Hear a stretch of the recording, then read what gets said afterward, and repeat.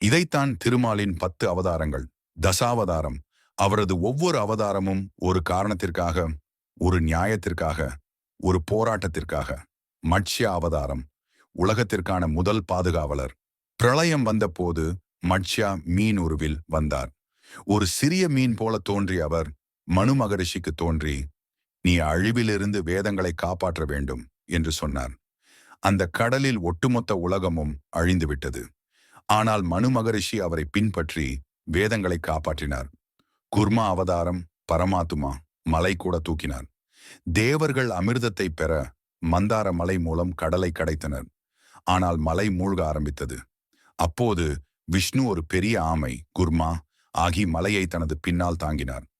அமிர்தம் வெளிவர உலகமே காத்திருந்தது. வராஹா அவதாரம். பூமியை மீட்ட ராட்சசனை அழித்த கதை.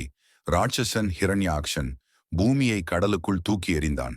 விஷ்ணு ஒரு பெரிய காளான் வராகம் ஆகி கடலில் இறங்கி பூமியை மீட்டு அந்த ராட்சசனை அழித்தார். நரசிம்மா கோபம் கொண்ட தெய்வம். பக்த பிரகலாதன் பகவானை போற்றி தனது கொடிய தந்தையை எதிர்த்தான். உன் கடவுள் எங்கே இருக்கிறார் என்று கேட்ட ஹிரண்யகசிபு. அவன் தூணை உதைத்தவுடன் நரசிம்மா அரை மனிதன் அரை சிங்கம் வடிவில் தோன்றி அவனுக்கு தண்டனை கொடுத்தார். வாமனன் 3 அடி நிலம் வேண்டுமா? மகாபலி ஒரு நல்ல அரசன். ஆனால் அவன் தேவர்களை வென்று பெருமை கொண்டான். ஒரு சிறிய பாலன் வாமனன் அவனிடம் 3 அடி நிலம் கேட்டார். வாமனன் ஆகாயத்தை தொடும் அளவுக்கு பெரிதாகி உலகத்தையே 2 அடிகளில் எடுத்தார். 3வது அடி மகாபலியின் தலையில் வைத்தார். பரசுராமர் அடக்க முடியாத வீரர். ஆணவம் கொண்ட அரசர்களை அடக்க கோபமுடன் போராடியவர். பரசுராமர் ராமர் இலட்சணத்தின் ஆட்சி.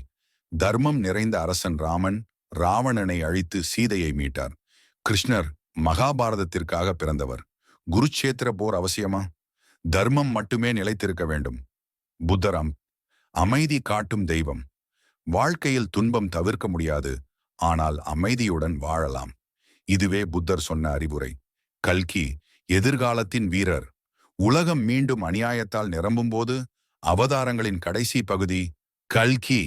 அவர் வெள்ளை குதிரை மீது சுத்தமான தர்மத்தை நிலைநிறுத்த வருவார்.